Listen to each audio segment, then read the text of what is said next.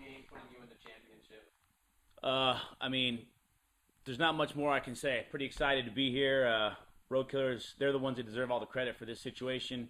Um, I just can't say enough good things about this group of guys, and people counted us out at the beginning, but look where we're at, and we're not done yet. You know, just for the record, this is just the beginning. You'll see us next week finishing nice and strong.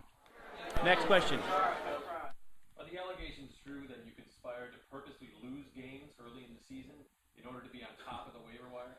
You know, that's just ludicrous, and I've been dealing with those questions all season, and I think it's ridiculous. And, you know, people are going to always find something to say when you're on top, and it's easy to say when you're on the bottom. So, I mean, I'm not going to answer those ridiculous questions. Like I said, that's ludicrous.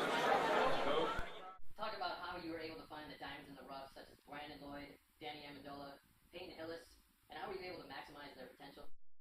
Well, I didn't find those guys. They found themselves, and they found themselves a home right here on the Roadkillers. They've always had it inside. The potential's always been there. And I wasn't the one that found it. You don't give me credit. Give those guys credit. It's called a heart. You know, you got a kid like Amendola that's been cut and sitting on practice squads for so long. And I've seen his potential for quite a long time and just waited for the opportunity. And when it came, I gladly welcomed him to the Roadkillers. And Peyton Hillis, I mean, what can I say? He's literally carried this team on his back several times this season. And we're all thankful for that. And Brandon Lloyd's a guy who just needed someone else to believe in him. He's always believed in himself. And he showed his potential here on the Roadkillers this year, and he's got us a lot of W's. So thanks to all those guys, as well as every other member of the Roadkillers, all the way back from our championship team that still remain, guys like Steven Jackson that are the heart and soul of this team that have kept us where we are today. Next question. Tell us about your transition from 4 years ago to where you are today. Well, I came into this program 4 years ago, and luckily the management believed in me and thought that I had the opportunity to make this team a better team. And I did make this team a better team, and we are better. The fact is that we didn't make the playoffs the first year, and we won a championship the second year. One game out last year, we had some problems, but we're right back in the championship where we belong. So 3 out of 4 is pretty solid numbers for me, and I'm sure the management agrees, and that's why we're here today. We've just built a solid team. And again, I can't take all the credit. I'm just the captain of the ship. I got plenty of first mates and sailors that have been right there with me, so those guys deserve a lot of credit as well. Next question. Coach, is it true that Coach Nahara attempted to illegally videotape the Roadkillers walkthrough prior to your matchup? Well, Coach Nahara is like the ugly girl that's very popular. Invited to the prom every year, but going home right after the dance, if you know what I mean. You also know the footage that's out, so I don't need to say anything else about it.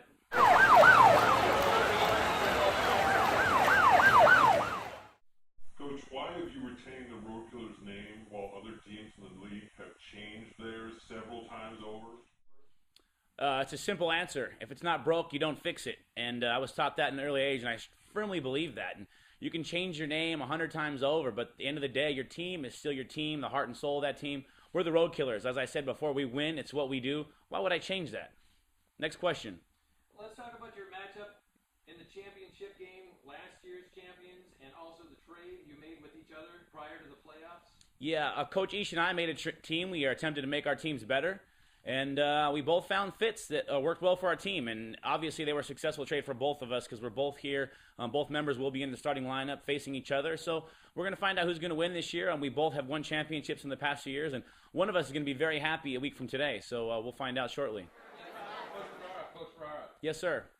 how do you feel about Coach Covarrubias self-proclaiming, and I quote, a fantasy phenom?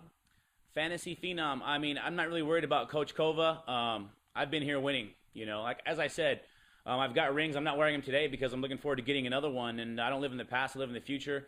And that being said, you know, it's easy to say you're a fantasy phenom when, I mean, you have no hardware. So, I mean, I'm not going to answer any questions with him. I have a team to worry about, not him. How would you describe Coach Covarrubias' success in other leagues?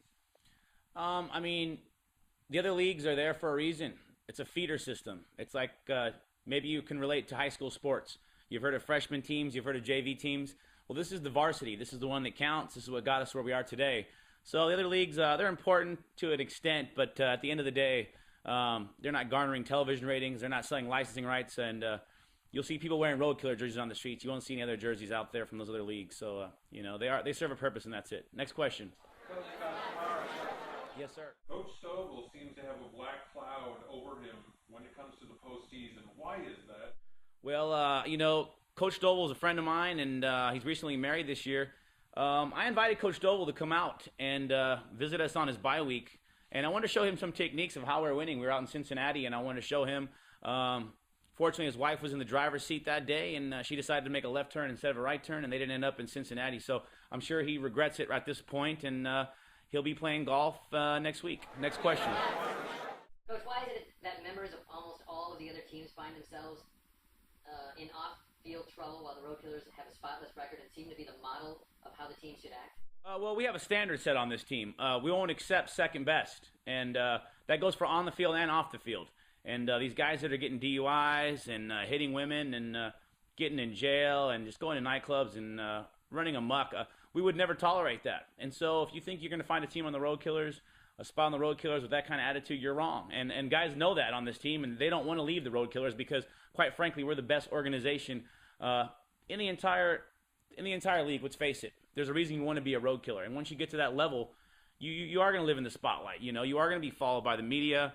And there's going to be times and temptation, I'm sure, but our guys have acted accordingly, and that's why we are today on the field and off the field. Next question. How do you feel about the LA Gang Stars celebrating, and I quote, still got the #1 spot at the end of the regular season?